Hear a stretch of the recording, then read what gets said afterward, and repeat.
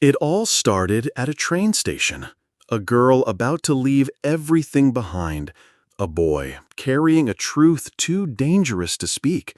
One choice, one night, and the fate of an entire city would change forever. Shadows of Truth, written by Second Hogo. Part 1. The Departure. The train station smelled of smoke and rusted steel, the kind of scent that clung to your skin long after you left.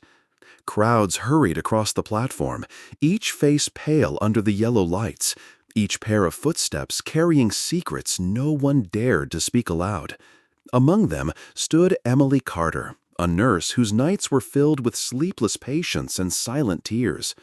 She carried only a small suitcase, but her heart was heavier than the iron rails stretching into the distance. Tonight, she was ready to leave everything. Her city, her memories, even the fragments of herself she could no longer bear to carry. Through the restless crowd, a voice cut through the noise. "You're leaving?" Emily turned and saw Daniel Hayes, the young journalist who had haunted the hospital corridors for years. He was always chasing stories too dangerous for his own good, his notebooks stained with ink and sleeplessness. Their paths had crossed many times, exchanging nothing more than tired smiles, fragile glimpses of what might have been. But here he was now, breathless, his eyes burning with something she had never seen before. "I have no choice," she whispered, her gaze falling to the suitcase. "There's nothing left for me here." Daniel stepped closer, his hand firm on the suitcase handle. "Then let me say what I should have said years ago. I don't want you to leave, because even in this broken city, you were the only reason I stayed." The whistle of the train tore through the air, shaking the ground beneath them. Emily's eyes filled with tears as she looked between the blinding headlights and the man standing before her. Leaving was escape, survival, but staying meant stepping into a storm she could neither predict nor control. And in that fragile moment, she realized that sometimes a single choice doesn't just change two lives, it can set fire to an entire city. Part 2. Shadows in the Alley. Emily never boarded the train. The suitcase remained by her side as the crowd dissolved into the night. Daniel walked beside her through the city's narrow alleys, where broken street lamps flickered weakly and shadows stretched like dark fingers across the walls. For a moment, silence wrapped around them, fragile, deceptive. But Emily could feel the storm in Daniel's breath. He wasn't just here for her. He carried something heavier than words, sharper than any blade. At last he spoke.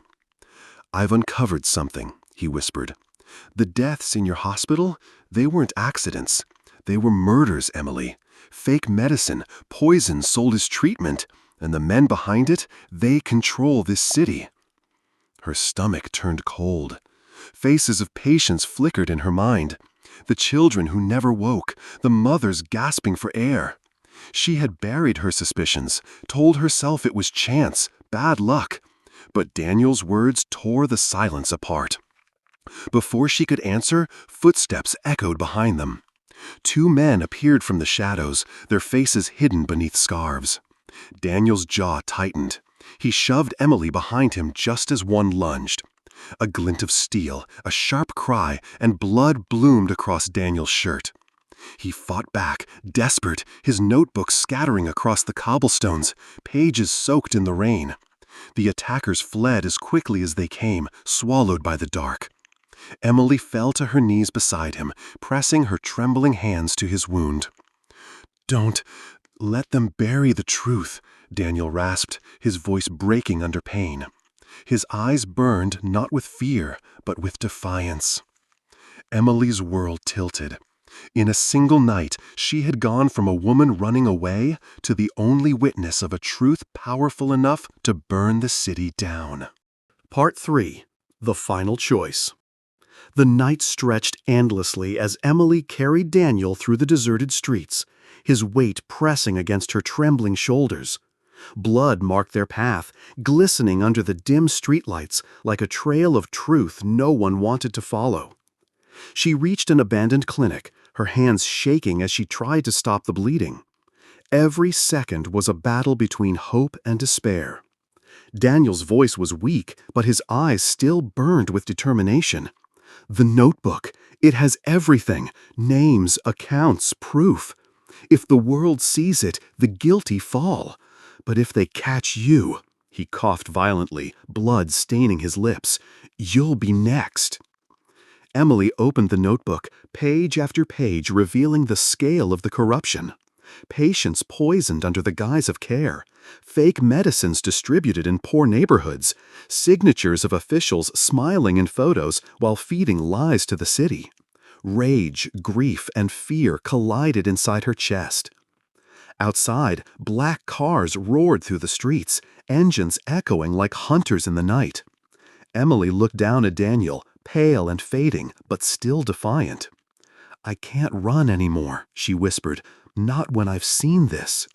She pressed a trembling kiss to his forehead, a promise carved in tears, then rose, clutching the notebook to her chest.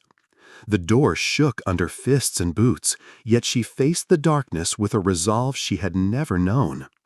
"If truth demands blood," she said, her voice steady, "then let it take mine too." The door burst open, light flooding the room, and for a single breath the city seemed to hold still. In that fragile instant, one woman with nothing left to lose became the heartbeat of a reckoning, a spark that could ignite the shadows lurking over the city for years to come.